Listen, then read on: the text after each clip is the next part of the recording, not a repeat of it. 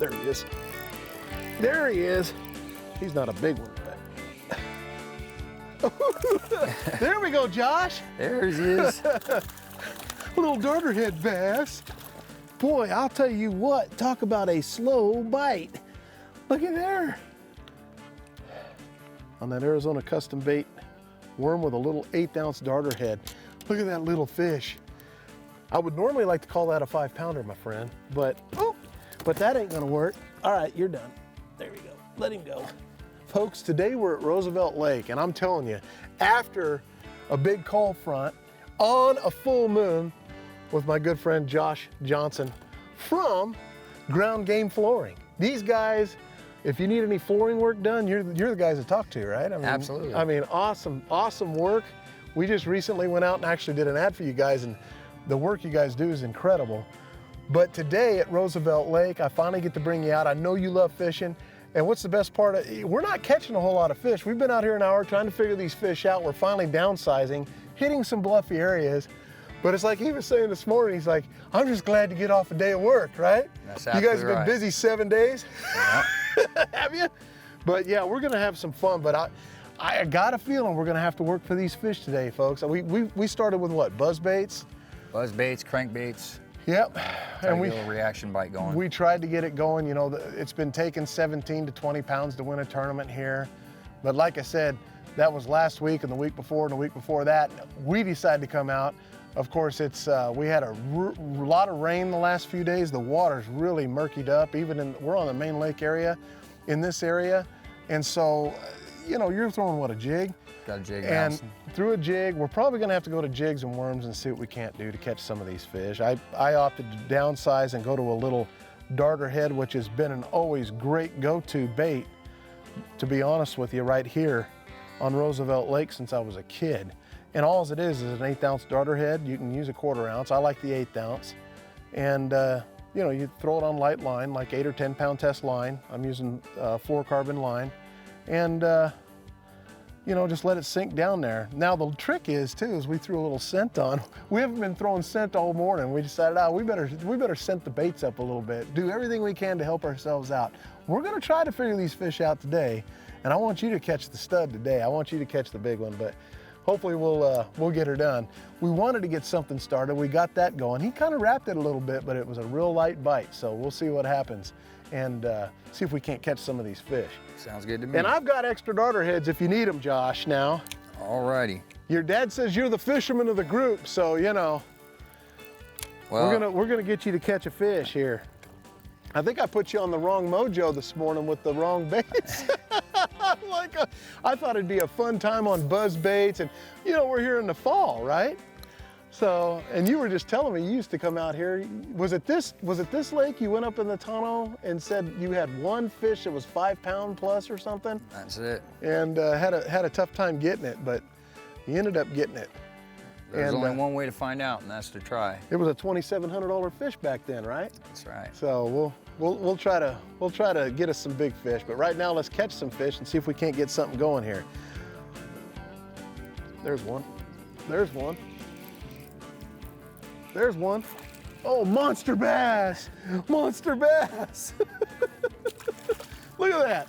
Anybody for little sardines? Is that what we're gonna be catching on this little stuff? We might ought to go to the big stuff. Look at that.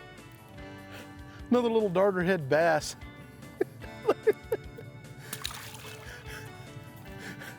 What do you think of that? No, I want your honest opinion. I look like bait to me.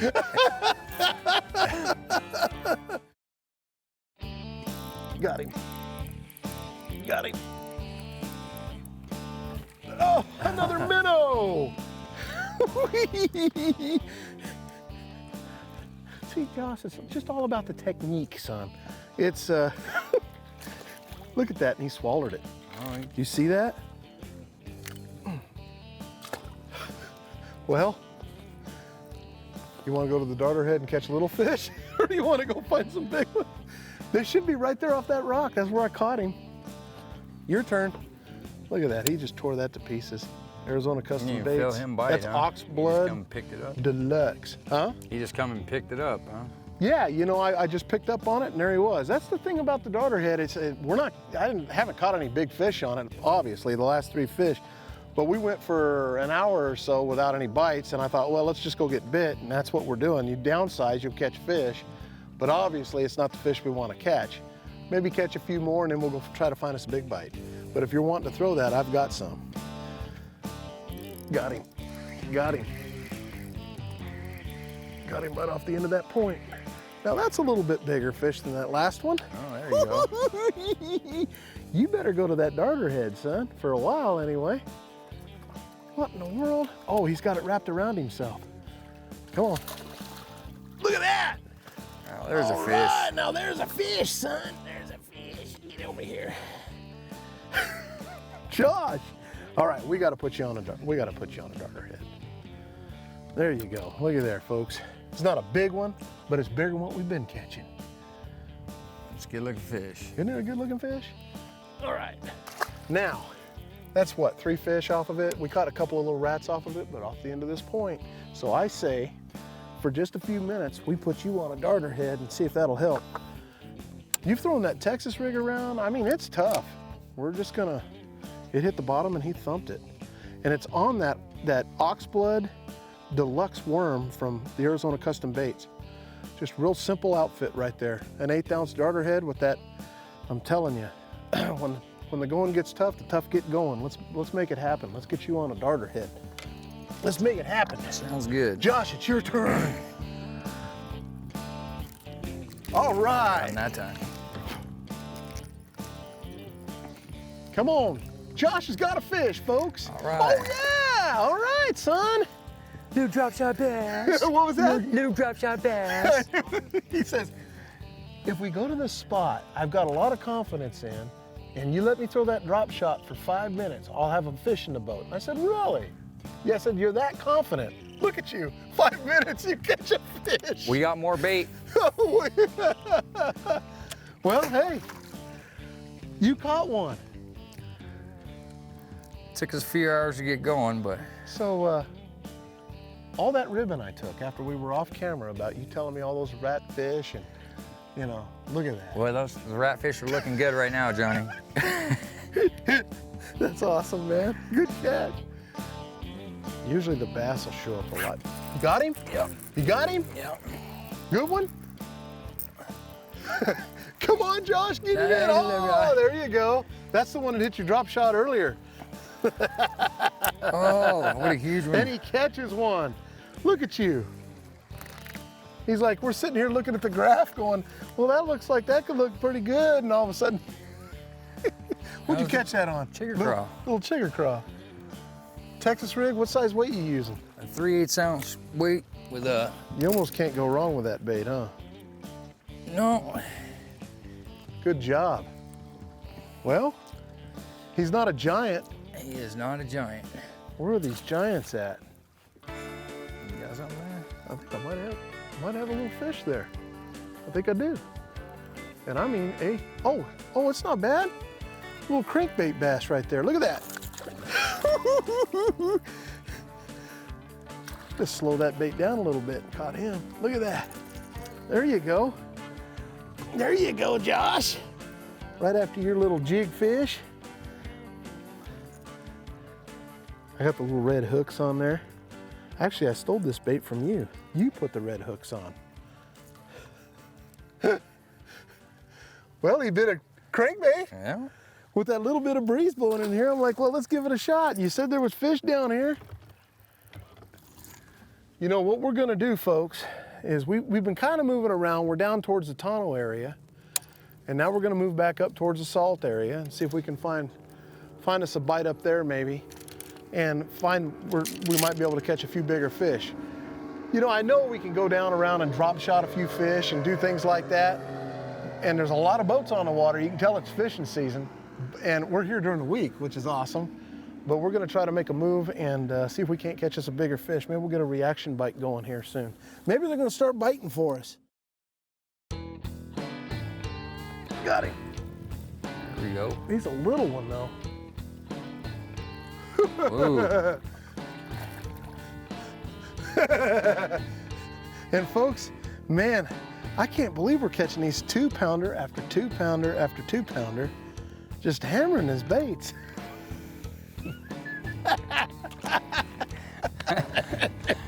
Josh, That was the you're biggest missing out on the 2-pounder big fish. Man, I'm telling you, man. That's the biggest 2-pounder I've ever seen.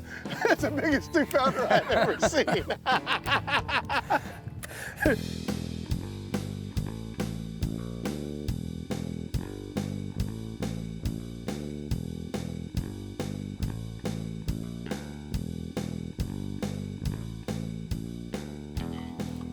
There he is.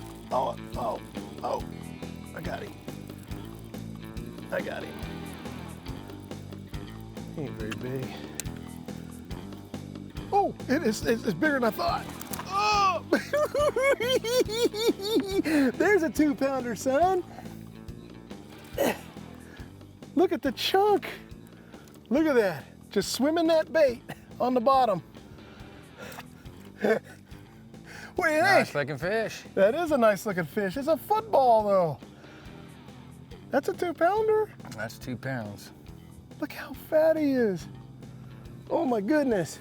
You know, folks, we've been throwing around and kind of swimming these baits around like this. And you know, when they're eating shad, but it's kind of like, I think the fish are kind of roaming around because we're not really hitting like specific areas as far as, you know, brush piles, things like that. We're kind of going down these fish. I think we found more of the fish being between, I would say 10 and 20 foot, right? I just lost another one straight under the boat. But I mean, throwing these big 1-ton jigs, we call them 1 ton because they're 1 ounce. 1 ounce jigs, smoke sparkle, single tail, and double tail. You throwing the double tail? On the double. And 17-pound test line on a heavy action rod. And we're doing something a little bit different than the normal jigging where you kind of let it sit there and you just kind of hop it. We're throwing it out there and we're kind of swimming it in really slow, and caught a few fish doing that so far. Now we went down to some other areas, didn't work for us, but we came back to this area and it seems like, I don't know, this little point that comes out here or something, and they're in this area. That was a decent fish, and I want to say that fish was probably in about 18 foot of water. I mean, anywhere from 15 to 18 foot, somewhere in there. But it's really kind of random. And Josh, I guess you'd have to agree that it seems like these fish are kind of schooling up in just certain little areas or something like that. They're in and they're out, right? Yeah. I mean, they're just kind of moving in and out for sure. Kind of cruising the bank, maybe. Yeah, just kind of cruising the bank a little bit. But we're right there in that neighborhood after a cold front, full moon, things like that. These fish are wanting to get up and school, and the spoon bite should be getting good here soon.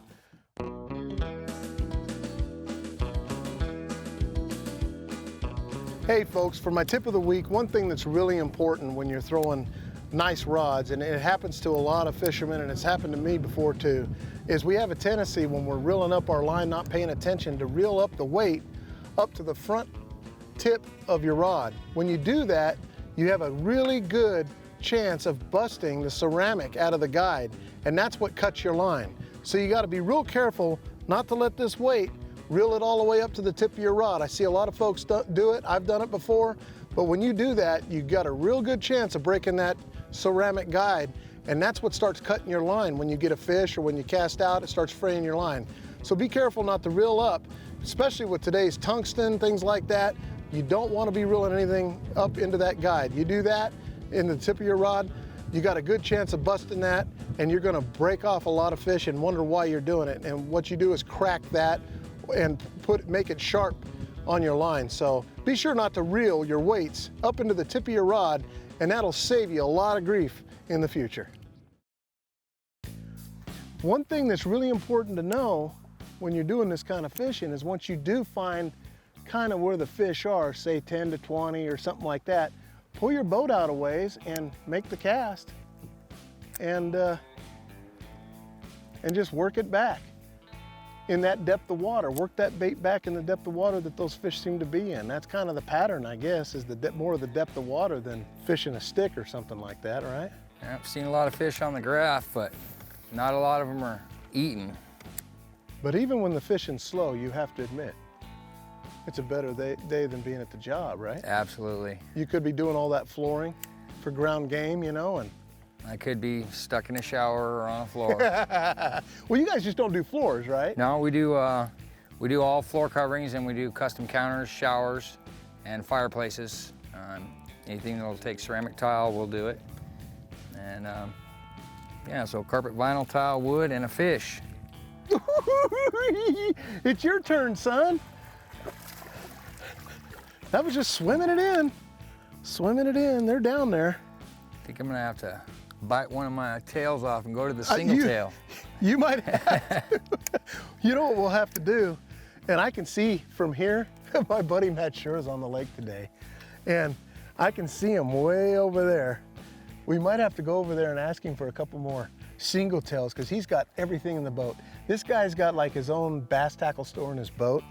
So we may have to go over there and ask him for a few more single tails. Tell him, hey, we ran out, man. Sounds good. We'll go do that.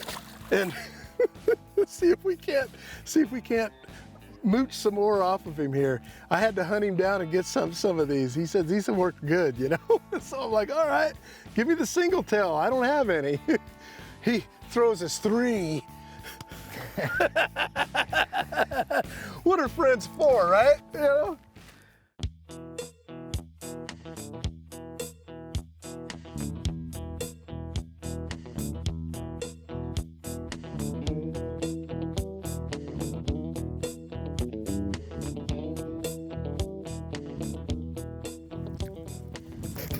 There's Did you get that one? All right, get him in here, son. Don't let him jump on you. Look at you. Josh, that's what I'm talking about, son.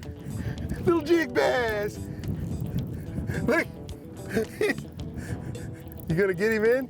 Yeah. How big is that fish? And he's staying down. Oh, get him in here. Yeah, baby. Yeah, he's not the best, but he'll do. No, he'll do. You got one. All right, I told you when we come back to this area, we left it alone for a little while, we come back, catch a fish like that. Good job, Josh.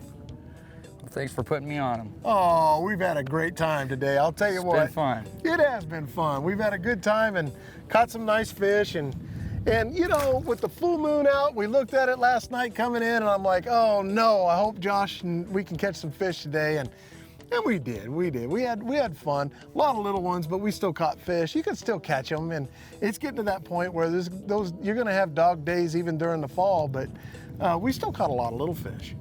But I had a great time on the show. Ground Game Flooring, and I'll tell you what, you guys do a great job. They service the entire state of Arizona, so you'll want to call Josh or his dad Bruce, and they'll get you all set up. I think, Josh, you're the one that's really got to go out and do all the bids and stuff. Well, no, my dad does all the bidding, and I do most of the work, but he still does a lot of the work too. Yeah, he's doing a lot of work today, folks. Absolutely. Dad let him come fishing. No, I had a great time on the show. Thanks so much. Thanks for joining us. We'll see you next week. I'm Johnny Johnson. Now, see, that's what I'm talking about, folks.